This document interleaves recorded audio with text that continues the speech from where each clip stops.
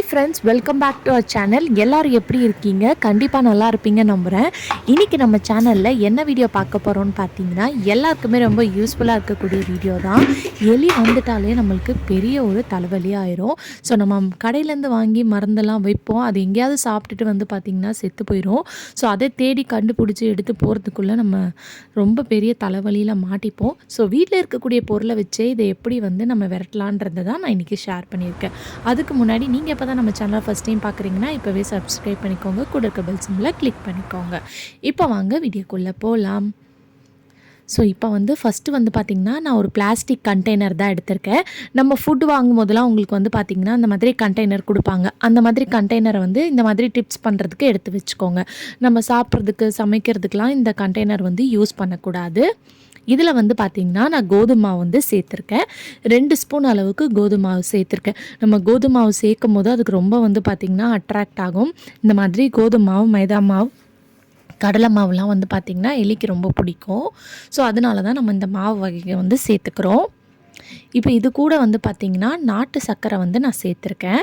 நீங்கள் normal sugar சேர்த்துக்கலாம். But அதை விட நாட்டு சர்க்கரையோட ஸ்மெல் வந்து பார்த்திங்கன்னா நல்லா வந்து அதை அட்ராக்ட் பண்ணும்.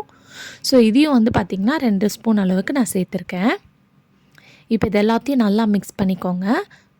மிக்ஸ் பண்ணிவிட்டு இதில் வந்து லைட்டாக இந்த மாதிரி தண்ணி தெளிச்சுட்டு நம்ம சப்பாத்தி மாவு பிசைவோம் இல்லையா, அதே மாதிரி வந்து இதை வந்து நம்ம பிசைஞ்சு எடுத்துக்கலாம். ஸோ இந்த மாதிரி இருக்கும். இப்போ இது வந்து உங்களுக்கு எத்தனை பால்ஸ் வேணுமோ அதுக்கேற்ற மாதிரி எடுத்துக்கோங்க. இதில் வந்து பார்த்திங்கன்னா ஒரு 4 உருண்டைகள் வந்து வரும். உங்களுக்கு வந்து அதிகமாக வேணும்னு நினச்சிங்கன்னா நான் 2 ஸ்பூன் சப்பாத்தி மாவு போட்டதை நீங்கள் 4 ஸ்பூன் சப்பாத்தி மாவு போட்டுட்டு 4 ஸ்பூன் அளவுக்கு நாட்டு சர்க்கரை வந்து நீங்கள் சேர்த்துக்கோங்க. இப்போ நம்ம உருண்டையாக பண்ணி எடுத்துருக்கோம் இல்லையா, அதை வந்து இந்த மாதிரி தனித்தனியாக வந்து நல்லா ஸ்ப்ரெட் பண்ணி எடுத்துக்கோங்க. ஸ்ப்ரெட் பண்ணிவிட்டு நம்ம வீட்டில் இந்த மாதிரி ஃபெவிகால் கம்லாம் வச்சுருப்போம். அதை வந்து இதுக்கு நடுவில் லைட்டாக இந்த மாதிரி ஊற்றி விட்டுக்கோங்க. ஸோ நீங்கள் ஃபெவிகால் கம் எதாக இருந்தாலும் சேர்த்துக்கலாம். நீங்கள் இந்த மாதிரி ஃபெவிகால் கம்முக்கு பதிலாக பேராசிட்டமால் டேப்லெட் எக்ஸ்பிரி ஆனது இருந்துச்சுன்னா அதை கூட நீங்கள் பவுட்ரு பண்ணி இதுக்குள்ளே சேர்த்துட்டு இந்த மாதிரி க்ளோஸ் பண்ணி மூடி வச்சுருங்க. ஸோ கொஞ்சமாக வந்து சேர்த்துக்கோங்க. நான் நிறைய சேர்த்துட்டனால கொஞ்சம் வந்து பார்த்திங்கன்னா இந்த மாதிரி ஒழுவி வருது. ஸோ நம்ம ரெடி பண்ணி வச்சுருக்க ஒவ்வொரு பால்ஸ்லேயும் வந்து இதே மெத்தடை தான் நான் ஃபாலோ பண்ண போகிறேன்.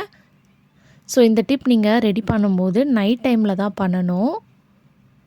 ஸோ நைட் டைமில் கிச்சன் எல்லாத்தையும் நல்லா க்ளீன் பண்ணிவிட்டு, சிங்க்கெல்லாம் நல்லா க்ளீன் பண்ணிவிட்டு, அதுக்கப்புறம் இந்த ரெடி பண்ணி வச்சுருக்க நம்ம இந்த பால்ஸை வந்து நீங்கள் வச்சு விடும்போது வந்து பார்த்திங்கன்னா வெளியே வந்து கடித்து சாப்பிடும். அதுக்கு வந்து உள்ளே நம்ம வச்சுருக்க இந்த ஸ்டஃப் வந்து பார்த்திங்கன்னா தெரியாது. ஸோ அதுக்காக தான் நம்ம இந்த கோதுமாவும் நாட்டு சர்க்கரையும் வந்து எடுத்திருக்கோம்.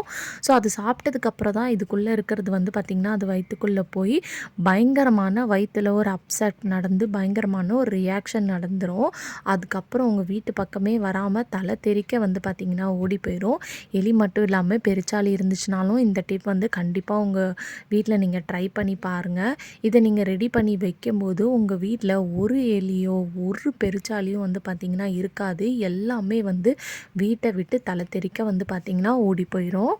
ஸோ கிச்சனில் வந்து வச்சு விடுங்க, சிங்க்கில் வந்து வச்சு விடுங்க. சிங்கை நல்லா க்ளீன் பண்ணிவிட்டு இந்த மாதிரி அந்த ஹோல்ஸில் வந்து வச்சு விடுங்க.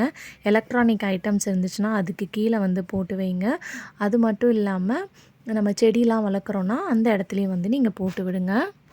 ஓகே ஃப்ரெண்ட்ஸ், இந்த வீடியோ கண்டிப்பாக உங்களுக்கு யூஸ்ஃபுல்லாக இருக்கும்னு நினைக்கிறேன். அப்படி யூஸ்ஃபுல்லாக இருந்துச்சுன்னா மறக்காமல் நம்ம சேனலை லைக் பண்ணுங்கள், ஷேர் பண்ணுங்கள், கமெண்ட் பண்ணுங்கள், சப்ஸ்கிரைப் பண்ணிக்கோங்க. அது மட்டும் இல்லாமல் உங்கள் ஃப்ரெண்ட்ஸ் அண்ட் ஃபேமிலிஸ் கூட ஷேர் பண்ணிக்கோங்க. தேங்க்யூ ஃபார் வாட்சிங்.